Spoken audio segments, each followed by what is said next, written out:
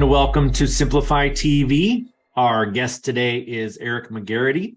Eric founded Globe Runner in 2009, and under his leadership, the company has made 2 strategic acquisitions and was recognized by Inc. 5000 as one of America's fastest growing companies. Today, Eric is focused on integrating advances in artificial intelligence into Globe Runner's daily business operations to deliver outsized returns for clients. Eric also hosted the show, The Curious Entrepreneur, with season 1 available on Amazon Prime. He is the co-founder of the nonprofit Stand Up LD and a proud father of 4 with his wife, Heather. Eric, thank you so much for being a guest on Simplify TV. David, thanks for having me. It's a real pleasure to be here. If it's okay with you, I'd like to jump right into the artificial intelligence topic because everyone is postulating what it means for their business. So I'm eager to hear how you are integrating it into what you're doing at Globe Runner. Yeah, absolutely. I mean, I just think it's such an exciting topic. And, I've been at this now for 14 years. And over the course of the time, there's been a lot of innovation, a lot of changes.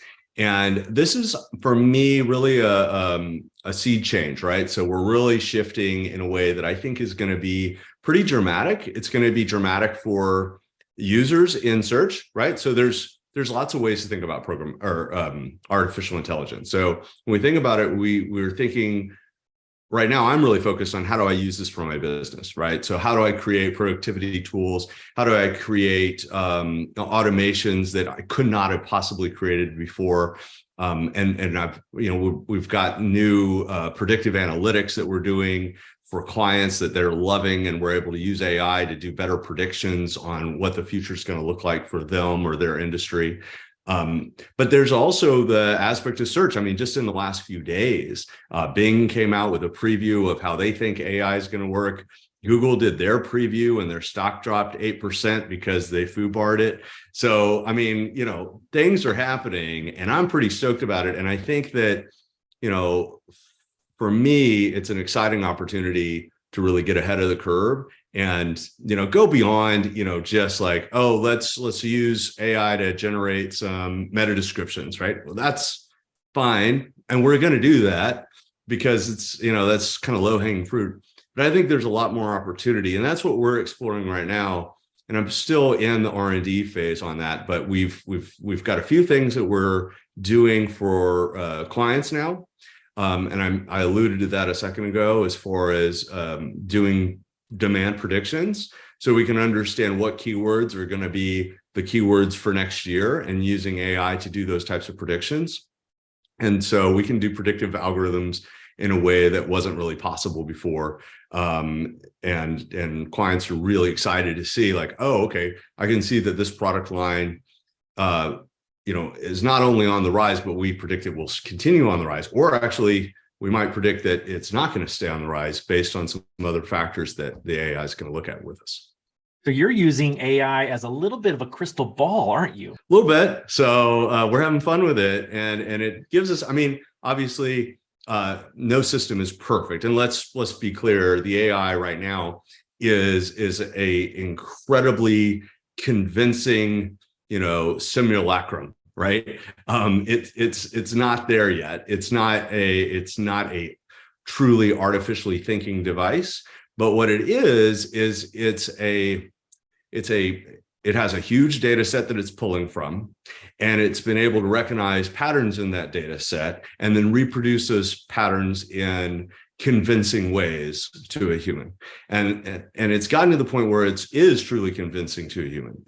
The thing that it can do for us that I think is really amazing for use internal is, we can have it actually write programming for us. So, even a non-programmer can suddenly tell the AI, I need a Python script to do X, Y, Z.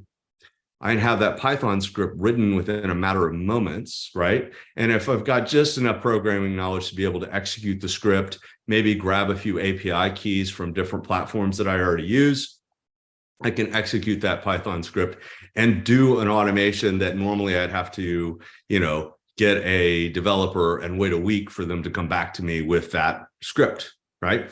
So that's the type of productivity that is just a game changer for a technically savvy marketer. Thank you. That might be some of the best how to actually use this AI thing advice that I've heard yet. So I appreciate that. Thanks. Well, I mean, I think about it way too much, or maybe not enough. Depends on how you want to look at it. All right. So a lot of the folks I talk to are kind of laser focused on something that they're really good at, the SEO or the social media or programmatic. But I know you're a big fan of the full funnel strategy. So can you tell us about that? Yeah.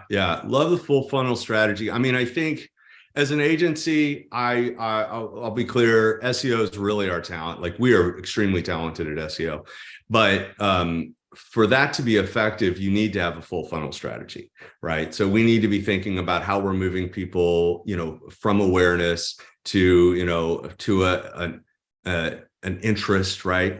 And then maybe to an intent to actually take an action, and then to that evaluation phase, finally conversion and loyalty. And if you're not thinking about that full funnel, you're really missing out. And I was thinking about this actually earlier today, where we look at businesses' budgets and how it connects to the funnel. I don't know if you've thought about that before.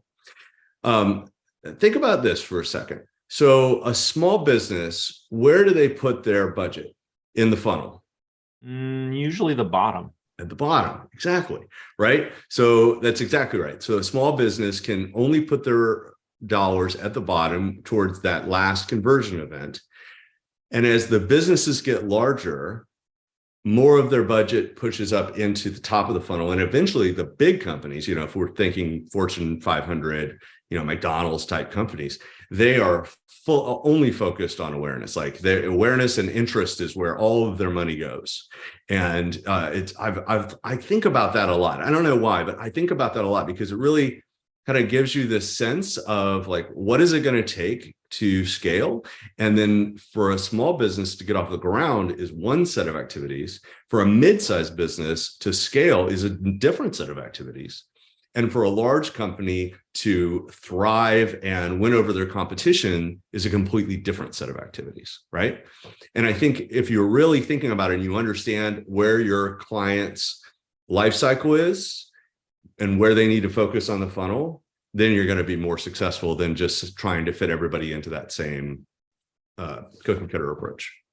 Yeah, I really like that. That's kind of a hard thing to get through to some businesses, isn't it? They think, I just want the lead at the very end, but that's like giving the last runner in a relay race the credit for winning the race.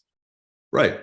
Well, and hey, for a small company, that's where I'm going to start, right? And that makes sense because that's all they can afford. And they're like, I need the easiest low-hanging fruit, but there's a limit to what that's going to be able to buy you.